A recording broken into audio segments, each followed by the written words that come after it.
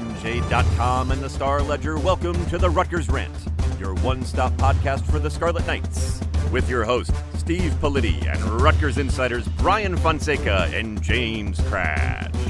Let's start shopping.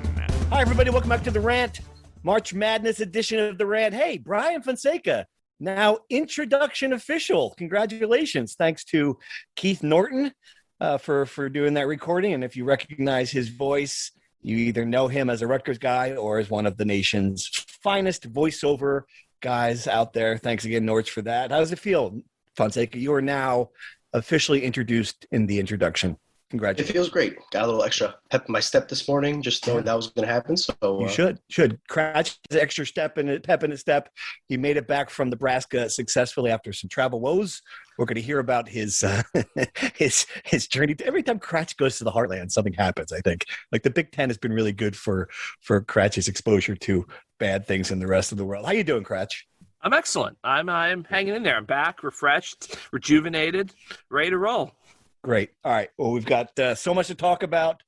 While you were out in Nebraska, Fonseca and I were in Jersey Mike's Arena for another blood pressure-inducing basketball victory over Penn State.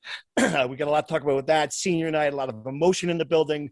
But for me, Brian, and tell me if you agree with this, for me, the most remarkable thing to happen in the past few days is this double bye in the Big Ten tournament. I mean, if you were to tell me in February that this team would beat 4 ranked teams, I'd be skeptical. If you were to tell me they'd be back on the NCAA bubble, I would say, okay, they have the talent to be there. But if you were to tell me they were going to get a double bye in the Big Ten tournament, along with 3 powerhouse programs that they've beaten already, I mean, it's pretty incredible. And I got in the big picture, a significant accomplishment for this program.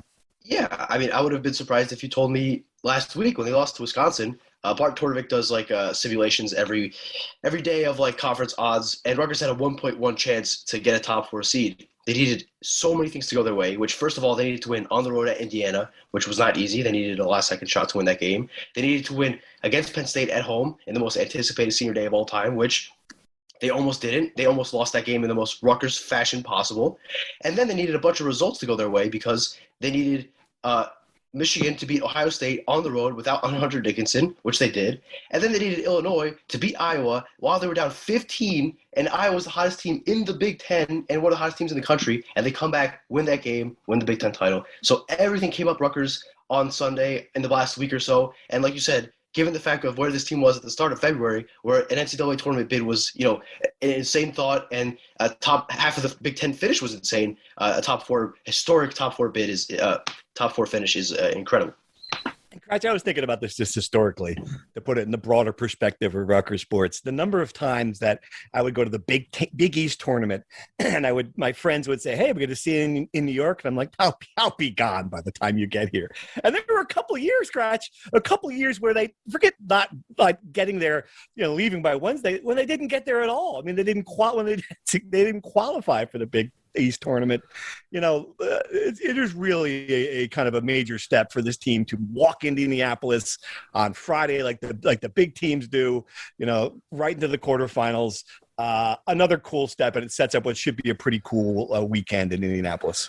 Remember a couple of years ago in the Garden when they got to the quarterfinals and people literally acted like they were going to have a parade down Easton Avenue when they come back. One shining Wednesday. Yes, I remember. They're going to hang a banner. I mean, or if forget the when Rutgers didn't finish in the bottom of the big wasn't the 14th seed for the first time, they were still in the first 4, but they were the 12th seed, and it was right. Oh my goodness, we have arrived.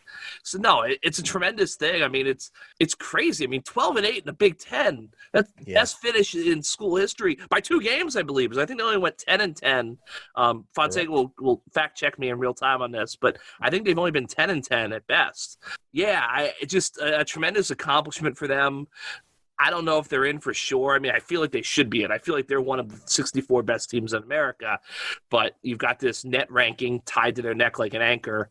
And you have a bunch of other stuff going on nationally. But this is a tremendous story, maybe Steve Pikiell's best coaching job yet. I think, by far, because, I'll be honest with you, I thought early January this was a team that just wasn't tough enough to get over the hump, that they seemed sort of checked out in many ways, that they were out of gas and they were just going to go through the motions. And it was this whole run, as great as it's been, and we would look back on it still and think it was a great run, but it was going to have kind of this thud ending.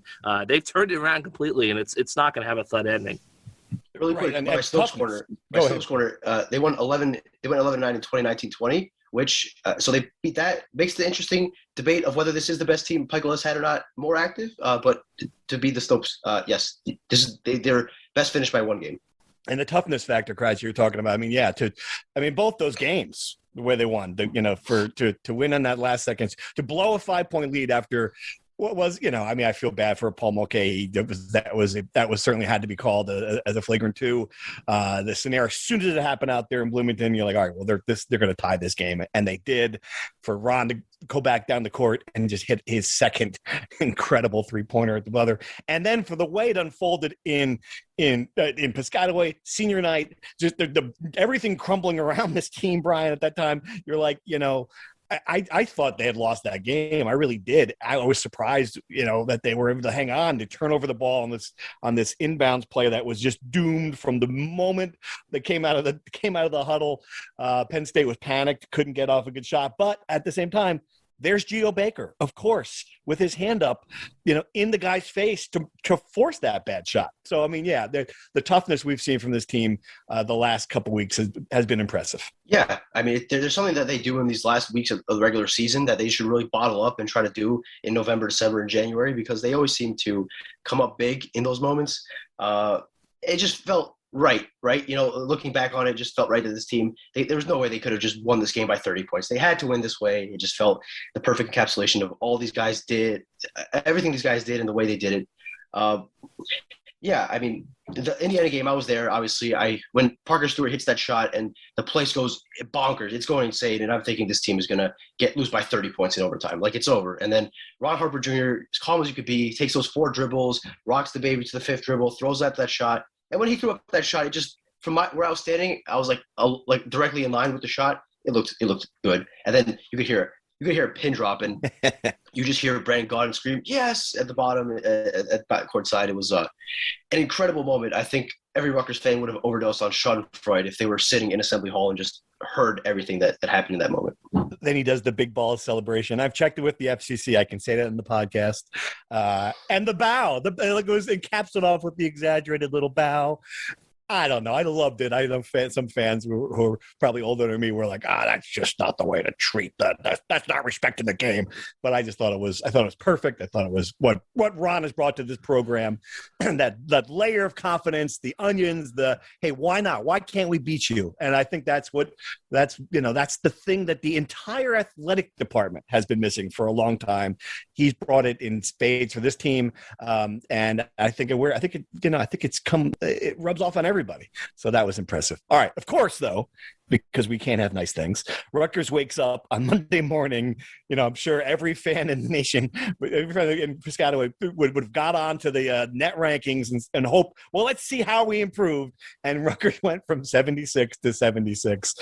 It's like, whoops, if you thought this was not going to be some drama on the bubble, of course there's going to be drama.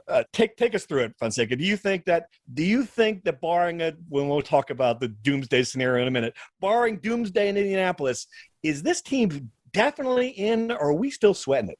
If there's any team that's going to break the history of the net, which is not that old, it's going to be this team, right?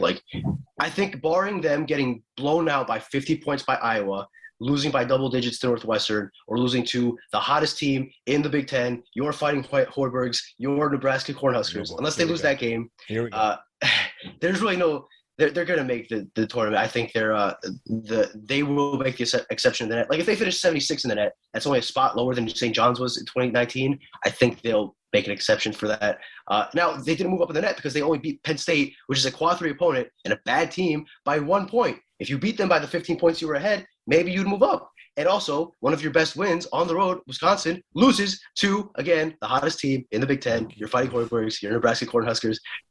So a lot of that factors in. But to answer your question, barring an absolute, just a disastrous showing in Indianapolis, I think they're gonna make the tournament. I will say this, Crash, and tell me if you agree. What worries me though, as from the Rutgers perspective, is that if you give that selection committee a reason to keep you out, and that's all they need. They only need one reason, and the reason is the schedule, the non-conference. They can say non-conference schedule. They can say road winning, only 4-9 on roads, neutral, and then you can say, well, look, the net 76, and there's different metrics out there that would make it easy for them to knock them out, right? Of course. There's always, I think this way. Brad Wachtel, local bracketologist, has been spot on for years now. He's got Rutgers in his last 8-in pool. He's got them like second to last in terms of confidence being in the pool. Then that's a problem. And I think this is very, I know fans don't want to dwell on the negative, but Brian's right. We'll get to the Nebraska situation in a second. By the way, incredible run for the Cornhuskers because they've been disastrous under Hoiberg. Then it comes out that Bill Moos, the former AD, the gift that keeps on giving, gave Hoiberg an extension inexplicably that no one knew about. It was like a secret extension. Oh, by the way, we gave this guy who's horrible another year. And then Trev Alberts, his second coach, where it's like, he's going to come back next year, but we're going to completely rework his salary. So basically, we can fire him in a year. And the programs responded well. So kudos to them. But no, I think I think Rutgers will get in, but I could also see us having a very deflating selection Sunday. And then people are asking questions of, okay, we don't know how exactly the net is computed, but we know what's important to the net. Why did they not build a schedule to cater to the net? Which I think is a totally fair question now, and certainly will be if they don't get in. All right, let's dive into the Nebraska scenario, as we're calling it. So the seeds come out, just to set the scene here for the, we find out Rutgers is the 4 seed and they're double bye, playing them Friday. And then Fonseca ignites the flames of the Rutgers fan base, which is not hard to do, but he did it extremely well by pointing out that if Nebraska beats Northwestern and then beats Iowa and then gets to Friday, look, you see where I'm going with the 18 ifs here. Gets to Friday, then suddenly the red-hot Cornhuskers are the most Rutgers thing ever, would come in, knock Rutgers off in Indiana, and that would be how they get knocked out of the tournament. I was giving him grief on that. We were texting back and forth about this. I think it's insane. I'm going to let you go first, Brian, why this is something that should keep the Nebraska scenario. You should keep people up, dreaming of having nightmares about corn on the cob here. Why is this something to worry about? I'll preface this by saying that I think I agree with you. They're probably not going to even play Nebraska, let alone lose to Nebraska. And you're not the only one that gave me grief. I was a message board star for a night, and my Twitter mentions and all that stuff was on fire. Understandable. I get it. But it's like you and everyone else have not been watching the same team I have. Were you guys not there in November when they lost games to Lafayette, when they blew a 17-point lead to UMass? Were you not there when they lost to 4 of the 5 worst teams in the Big Ten? When they almost lost at Nebraska when they were playing like doo-doo? Were you? I hate to poo-poo on the parade here. Sorry for all these references, but this is Rutgers we're talking about. They almost lost on senior day, the most anticipated senior day in program history, to a bad Penn State team. They almost blew a 15-point lead. And Nebraska, I'll say it again, is the hottest team in the Big Ten. I don't know how you became this guy. The Lincoln Star News should be calling you up to hire you for this. This is incredible. They won 3 road games in the last 3 games of the season. They won at Ohio State, which Rutgers has never done. Rutgers has never won at Ohio State. Well, Nebraska went there and beat them. Then they won at Penn State, where Rutgers lost by double digits. They won at Wisconsin on a day where Wisconsin could clinch an outright Big Ten title. They are smoking hot. They're going to beat Northwestern because Northwestern stinks. They're going to beat Iowa because Iowa is their biggest rival, and they got to show who has the best record in the Big Ten. And they're going to it's possible.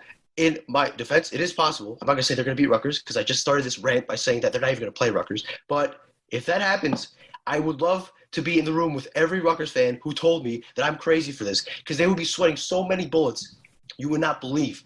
So it's possible. There you go. I'm just going to – the flip side of this is that in normal times with normal teams that get a double bye, if a 14 seed upsets the 5 seed, it is a great thing because you're playing an inferior team that's now playing its 3rd straight game with a chance to get into the semifinals. So I would say that Nebraska winning that game, you're not thinking about losing to Nebraska. You're thinking about winning the tournament at that point. You know, that's like the best case scenario. You don't have to play the odds have Iowa as the 2nd best team to win this thing. You don't have to play them. You have a better chance to get to the semis and pull up the upset, which is what 4 seeds should be thinking about doing, not thinking about, oh my God, we're going to lose to the 4. Teams on Friday don't look at teams on Wednesday. Cratch, who's right? You said you break the tie. I think you're both right. Oh boy, Steve, you're absolutely right. Like, Rutgers should not be worrying itself about Nebraska. But on the other hand, this is an issue. This is a big picture issue. Okay, Brian is a Rutgers beat reporter who covers the men's basketball team that is trying to get in the NCAA tournament. It is his job to inform the fans about the situation, and in this situation, this is the scenario. If Nebraska were to win 2 games and beat Rutgers in the quarterfinals, Rutgers would be effed, okay? That's the truth. I know fans don't want to hear it. No one wants to hear what they don't want to hear. But it's Brian's job to inform the folks about what's going on, and that's the situation. All right, good situation, good stuff. It'll be fun to watch. We'll see what happens. We'll roll in on Thursday, and we'll have the answer by the time that Fonseca and I are getting our first shrimp cocktail. That'll be fun. All right. Hey, let's do some true or false, guys. Let's dive right in. We got a lot of good topics here, and we'll do this good transition. You guys know the rules. Here we go. True or false? Ron Harper Jr. has a bigger Rutgers legacy than Geo Baker.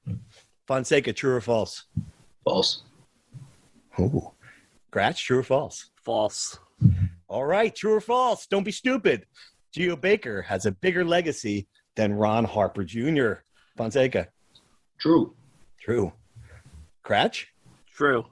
True. In Rutgers history, Ron Harper Jr. will go down as a better player than Geo Baker. True or false? True. Fonseca? True. Cratch? True. Yeah, I think this is the debate. Both things can be true. Gio can have a bigger legacy, and Ron will be remembered as a better player. That's absolutely. I agree with both of you on that. All right, true or false? Book your hotels now. Rutgers is heading to Dayton. Fonseca, true or false? True. Gratch? I'm gonna say false. All right, yeah. I feel that you might be right on that one as well. We'll discuss that in a minute.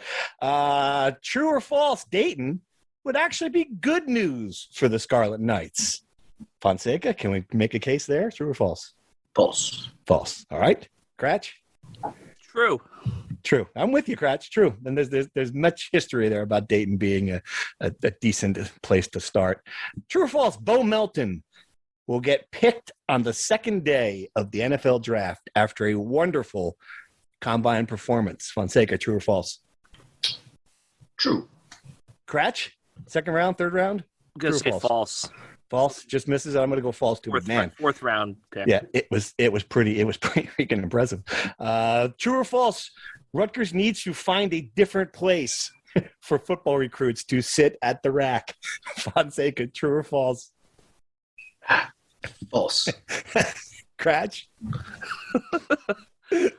It's just like putting a landmine right in front of you before you leave for the first day of spring practice. It's like dropping a little hand grenade. False. I will be honest with you. Like, I always figured that this discourse was coming, and it was as sitting in Nebraska at wrestling. I was like, oh, today's the day. Today is the day. It was all right. Let's start there because that is such a great scene. You walked into the rack jam packed, and there was the football recruits had half of the student section bleachers essentially in the far left side was roped off for recruits, and basketball fans, some basketball media, some people who work at Rutgers were a little concerned by the number of seats that were taken for recruits. It became a little bit of a thing. It was interesting. I will say this because you you got to remember this is now a big selling card for Greg Schiano. You can look at this excitement. You can come here. You can be part of this. When he used to take recruits to the building, it was empty, and it was just really kind of like a drag to go watch Fred Hill Jr.'s teams lose, or wherever it was at the time, teams lose. Badly to inferior opponent, but this is part of it. He's got to recruit too. So, but you weren't surprised, Kratz, when you heard that was brewing? No, not at all. And look, I get both sides of it. I think that the bigger issue, I think, that makes this an issue, that didn't really make much sense, but go with me here, is that it's not so much the seats that are being given to the recruits and their families and the coaches and the Rutgers players who are hosting, visiting recruits. I think it's the fact that they don't really necessarily file into the seats until the game is already underway. Right. I feel like if everyone was there at tip-off, it would not be as big of a deal. But, here's the thing. Where are you going to put them? You're going to put the recruits in the best seats in the house that aren't generating you a lot of money. That's the student section. That's it. At every school in America. Yep. Very true. All right. Combine stuff. You got to be impressed with Bo Mel. I mean, he was a national story. Peter King talking about him in his column after Indianapolis, but also Isaiah Pacheco had a great combine too. You had two guys out there who I think significantly improved their draft status. What impressed you the most, Kratz, from afar? I know you weren't out there. We had several other guys on scene, but what impressed you the most by what those guys did? I thought Pacheco's 40 time was huge for him because going into the draft, I thought, even though he never really played special teams at Rutgers, I thought, okay, Pacheco's going to be a guy who goes to a place like New England in the 7th round. They're going to teach him how to play special teams, and he's going to have a 12-year career like Matthew Slater's had. But now, with that 40 time and his size, I think he's going to get a look at running back, running the ball, especially that he's going to have, I was thinking about this. Both Bo and Isaiah obviously had the misfortune of playing on bad teams. I feel like Bo got the benefit of, while he was an Ash recruit, Bo really didn't take off until Greg and Taekwon Underwood showed up on campus. So I think you can give Rutgers credit for developing this current staff for developing Bo. Pacheco's issue was never the coach. It was never his development. The fact that he had no one to block for him. They couldn't fix that. So I'm intrigued to see now that he's got this 40 time, that he's worked out well. He's got a great story. He's a great kid.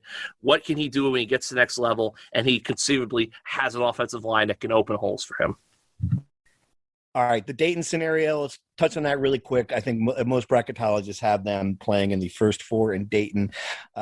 It's not a great, you play an extra game, so that's not a good thing. On the flip side of the coin, Fonseca, you're playing a team that you are pretty confident that you can beat. And then we've seen it happen. a bunch of times that the VCU, UCLA teams get out of Dayton and go pretty far in this thing. Right, but right, but you're not in the tournament. You're in the tournament by name, you're in the field. But Dayton isn't. They don't put Dayton in one shining moment here. It's Dayton, right? If you could, you get into the field of 64 or the first round. You avoid that extra game. Sure, it might be a quote unquote easier game. You still have to win the game, right? It's not a guarantee.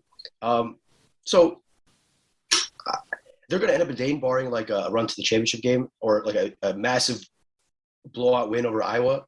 But if I'm Rutgers, I'd rather be in the field just out of principle. Right? Yeah, no, that I hear what you're saying. I guess it's not as there. At least there is some evidence that if you get there, you could do something with it. You win, but here's the other thing too. Rutgers goes to Dayton and wins. That's an extra TV unit for the Big Ten. So everyone's happy about a little extra cash, in these times. No, but as you mentioned, teams go to Dayton and go to the Final Four. Look at VCU. My thing is that if you go to Dayton and win a game, you've got momentum. And plus, Wachtels. I mean, if we get Rutgers UConn in the 5-12 game, Oh my God! oh boy, Please, just sign. Where do I sign in blood for that? That would just be special. Danny Hurley, UConn, the whole thing. That'd just be great. Wow. Rutgers UConn in Buffalo or something. But please, let's make And that here's the happen. thing too, like I don't want to get too ahead of ourselves, but like if Rutgers somehow is relatively close to New Jersey for the first 2 games, Dayton or no Dayton, and then they're in the East Regional, I'm going to start to think there's something going on here. Yep, that would be a great scenario. All right, that was fun. Good job, guys. And true or false, we're going to dive. Let's get some insider questions here. A lot of really good questions from our NJ.com insiders. If you haven't subscribed to get our text mesh service and all that good stuff, you really should do it because we're getting a lot of good stuff out there. All right. Let's start with this question because it's come up a lot. I think we should address it before Selection Sunday so it doesn't sound like we're second guessing. Matt and Randolph wants to know, it's the schedule, stupid. What is Coach Pikiell doing about upgrading the non-conference competition? If we played some good low majors or teams middle of the pack mid majors, it's hard to believe. Seton Hall has a similar record and no one is questioning their resume. The schedule can't be much softer than this season and will have a much less continuity going to next season. Okay, Fonseca, listen, I mean, this is it. This is the topic. I guess, the devil's advocate would say if you just won those games, it wouldn't matter. But playing Lafayette, there is absolutely, in today's metrics, there's no value in that game. None whatsoever. And even if they won that game, and let's say that last second shot doesn't go in, they still scored at .727 points per possession against the 332nd ranked defense in the country. Like, the metrics obviously count for the net, and that would hurt their net. They'd probably be up a few spots, but the fact they played so poorly against those teams is another thing, right? Like, playing these teams is very high risk, low reward. Because unless you beat Iowa did this perfectly. They played a bunch of bad teams, but they just obliterated them. And that's why their net is so high, because they beat these teams by 30 points. Rutgers plays Lehigh into overtime. They lose to Lafayette, et cetera, not to go through the whole thing. So what they should do to game the net is, one, if you're going to play low majors, play the best low majors in their league. Don't play Lafayette, which is the worst team or the second worst team in their conference. Play like Wagner. Seton Hall played Wagner, which is one of the best teams in the NEC. Play a team like that. Two, schedule more high major opponents. Apparently, USC is an opponent Rutgers is looking at in non-conference next season. If you can land that, that's a great name. They're going to be high up in the metrics. That would be a good game. That even if you lose that game, it's not going to hurt you that bad because they're good, right? It's a matter of tweaking the schedule to what helps the net and play more road games. Give yourself more opportunity to win on the road because obviously they struggle to do that in the Big Ten. The more opportunities you have playing neutral site games, which is easier to win than road games, get into Feast Week, whatever you can to give yourself more opportunities to bolster the net and less opportunities to just crater it like this Lafayette loss that's been hanging over the season like a dark cloud. Crash, my bigger problem with the schedule is not the schedule itself, but the schedule for this team. I mean, I think you've got to know what you've got. And if you really thought this was your best team ever, you should have scheduled like it was your best team ever. Next year, it's obviously a transitional year where you're going to lose three, four very important players. I think that's what I look back on. Yeah, I think college basketball schedules are stupid in many ways. I think it's stupid that you front load all your non-conference games and you have no flexibility once they're conference season begins. This is gonna sound crazy, but if you're Rutgers at this point, it would have been really good, when they have their Big Ten bye week, to have the flexibility to somehow schedule Duke and just go down there and try to add something to your resume. Look, I don't have a problem with playing Lehigh and Lafayette because there's history. I mean, it's ancient history, but there's history between the schools. They're close. And I think that when you're trying to engage a fan base and get people into the building, it's a lot easier to sell someone on going to watch, not much easier, but it's better to watch Rutgers Lafayette than Rutgers North Carolina A&T or Rutgers San Diego, because they know Lafayette is. Maybe they went to school there, or they have family that went there. There's a sense of regional, community. But anyway, I think you're right. This is not a good schedule for this team. It has to change moving forward. I think there's got to be creative ways to do it. If Brian said, if they don't want to go on play a bunch of road games, start playing at the Garden more. Get yourself into these December events at the Prudential Center. Get those neutral courts in. But schedule people. I mean, there's absolutely no reason why Rutgers should not play Iona next year.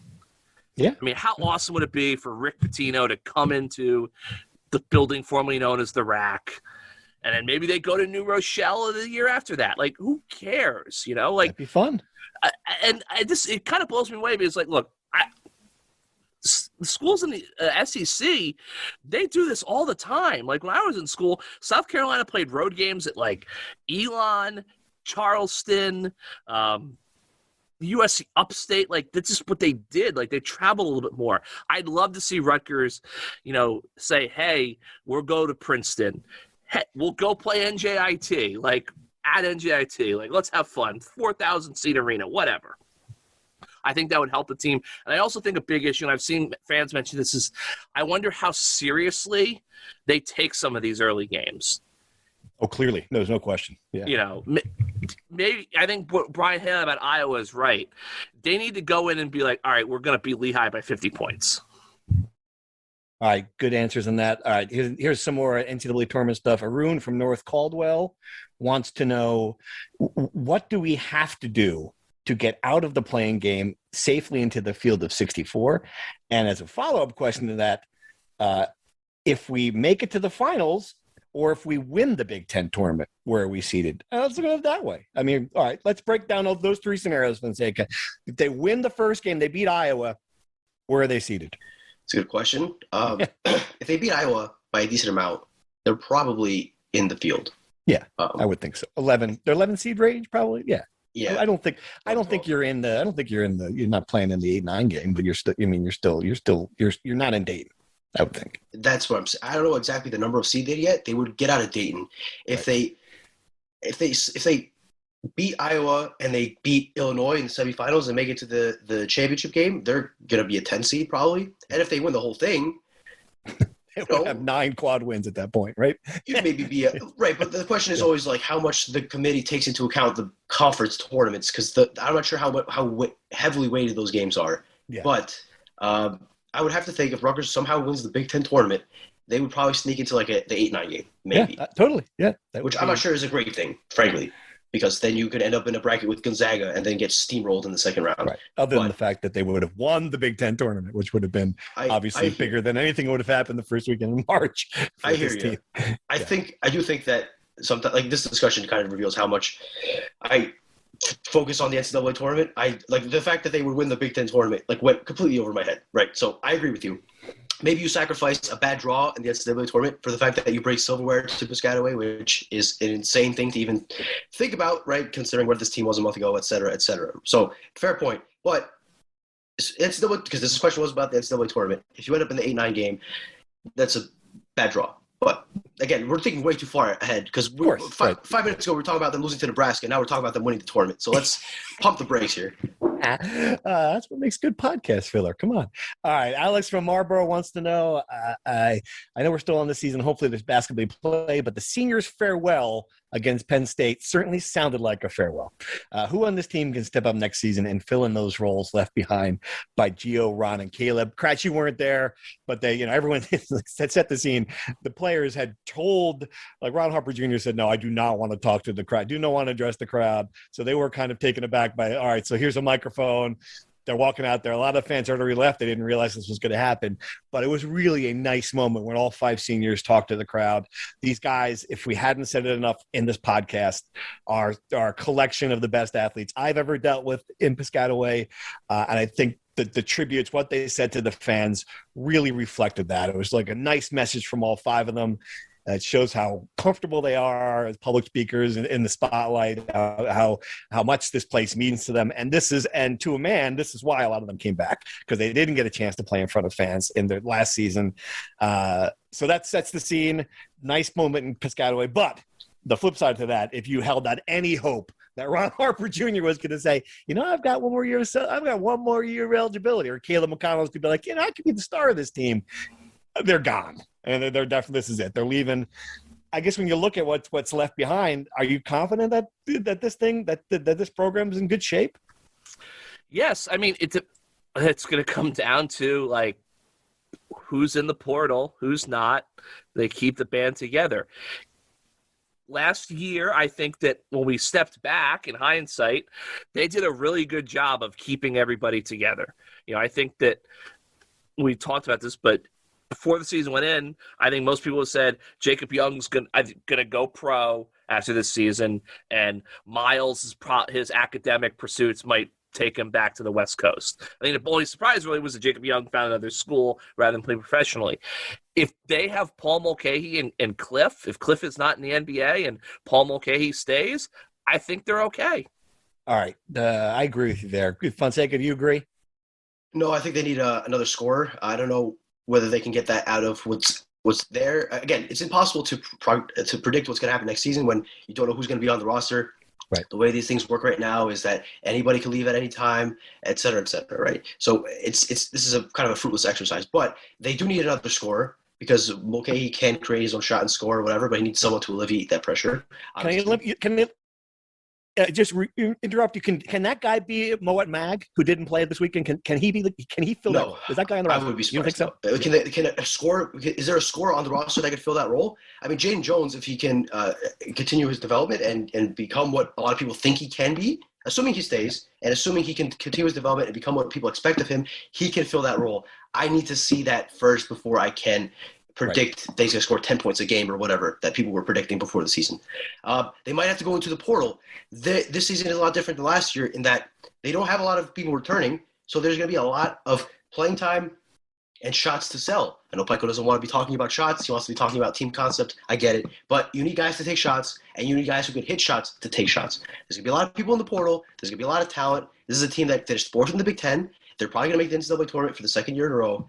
There is a lot to sell here. So if he can convince a talented kid who, again, it's always tough to predict how these transfer portal guys go. I think a lot of us are surprised at how many of them didn't work out that seemed awesome on paper and then they weren't for various teams around the country. But if you can find the right fit, a good kid who can play ball and score for you, that is the ideal. And they need that desperately to not have a huge drop-off when Ron Harper Jr. Doesn't come back.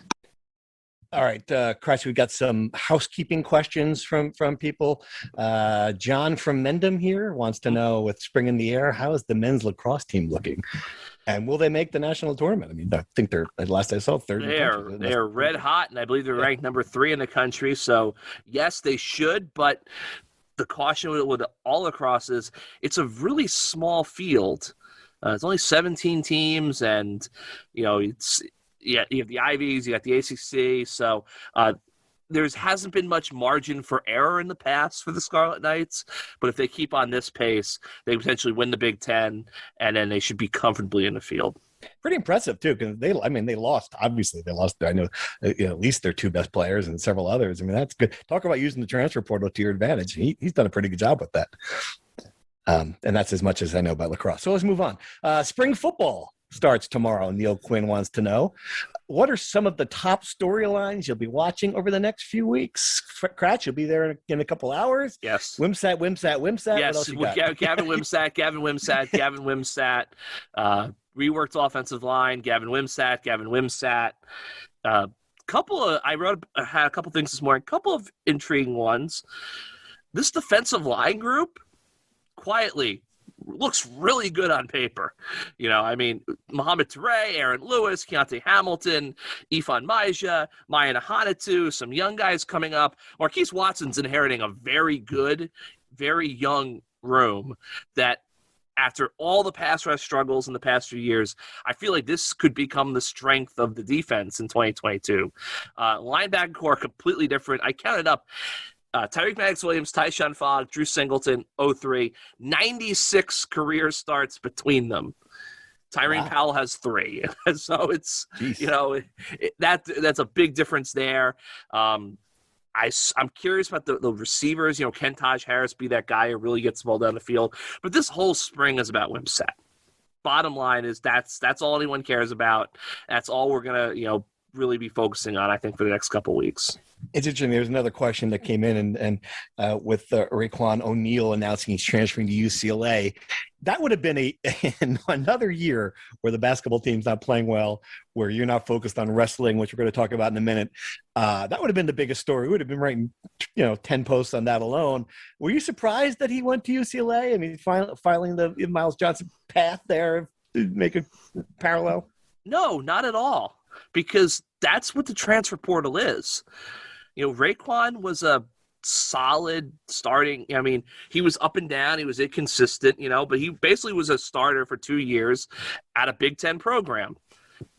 I've said a million times, guys go into the transfer portal for a reason.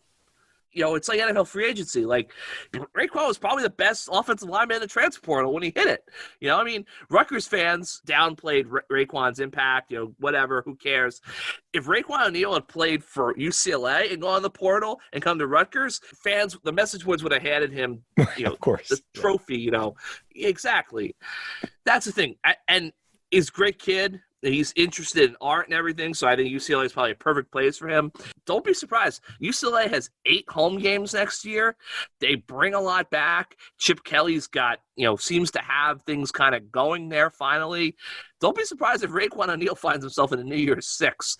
I don't think they're going to beat Utah. Yeah. I don't think they're going to beat Oregon, but 10-2, Pac-12 in a that can kind of get you maybe in a good bowl game. And he's a guy I think that could benefit from a change of scenery. So I agree too. Yeah. All right. Great job with the questions, everyone. Thank you so much for adding content to our podcast.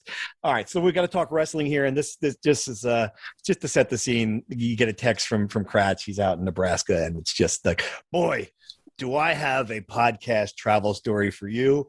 And at that point, I don't know about you, Fonseca, at that point, I'm like, just don't give us too many details, because as much as I love a good travel nightmare story, and I missed it during the pandemic, I want to hear it firsthand. So, Kratch, you decide. You want to start with the wrestling itself, how the team did, and then tell us what happened in travel, or do you want to do reverse?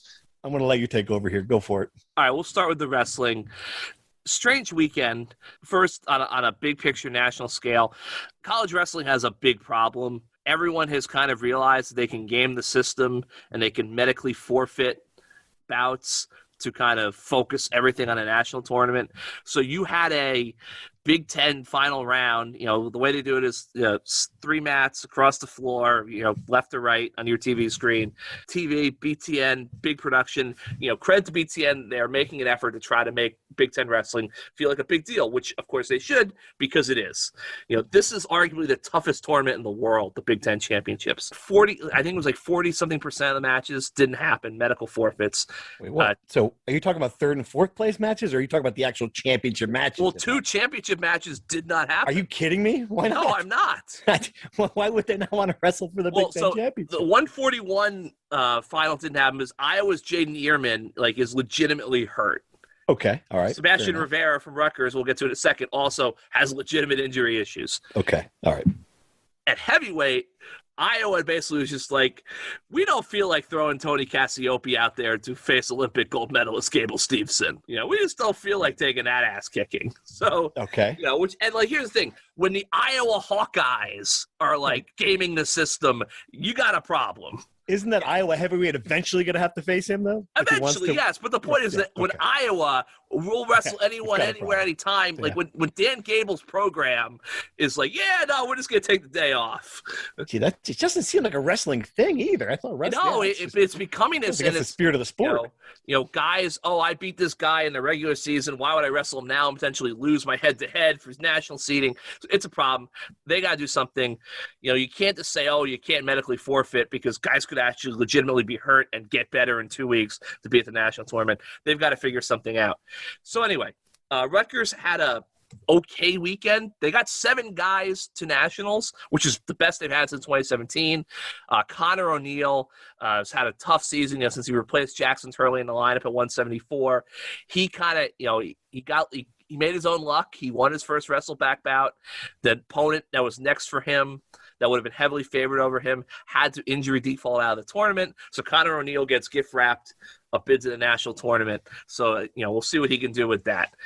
Sebastian Rivera obviously wrestled twice, qualified. He had this is amazing. Guy had meniscus surgery on Monday, February 21st. He was on the mat a week later.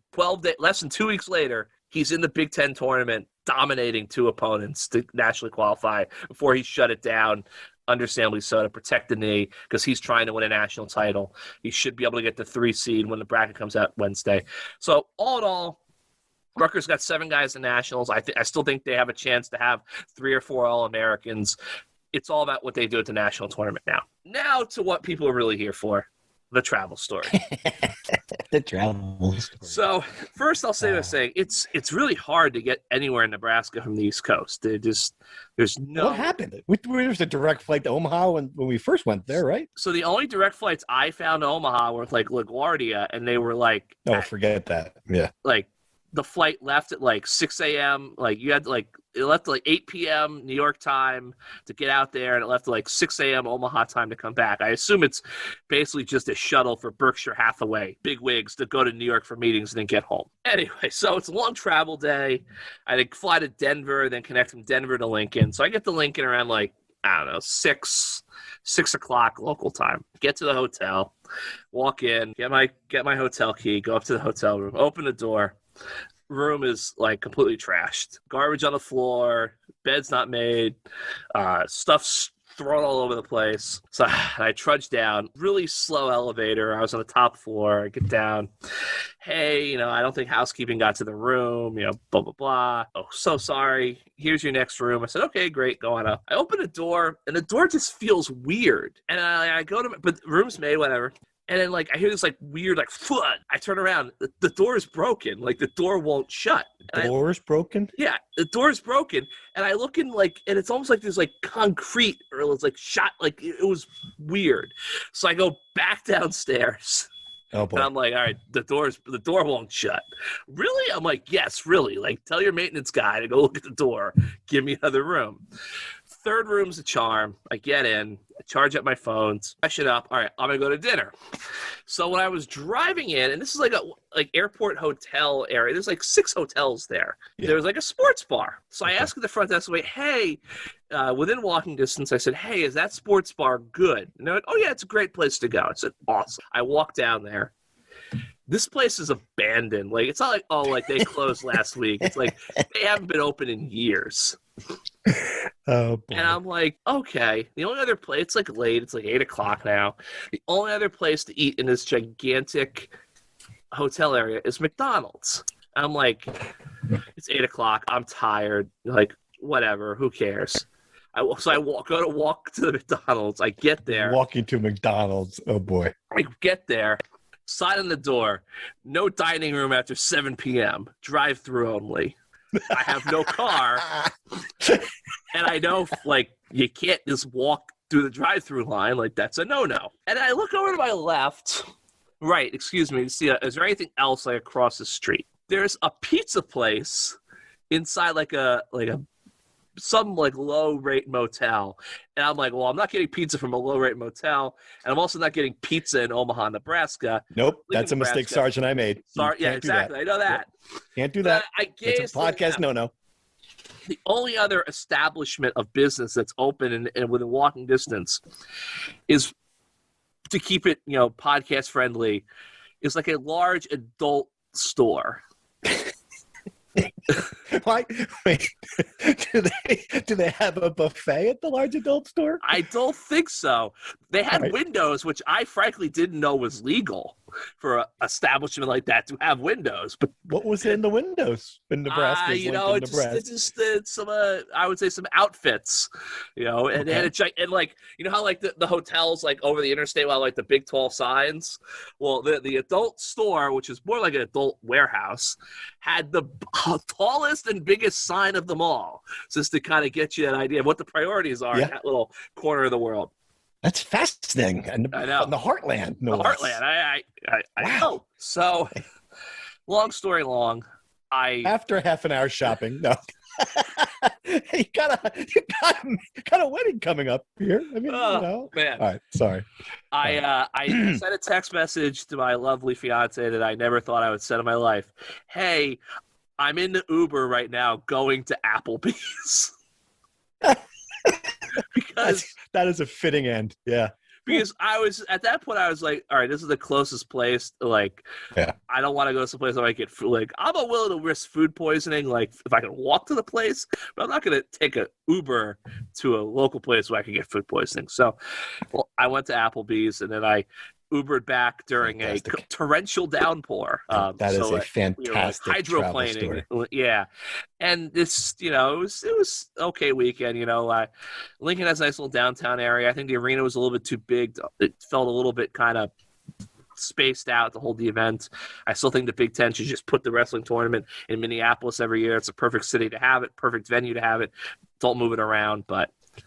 That's my travel story. So, and the only thing better, Fonseca, if the torrential downpour happened as Cratch is standing outside the McDonald's, and at that point, the only way to get out of the torrential downpour would be go to the adult warehouse. That truly would have been the.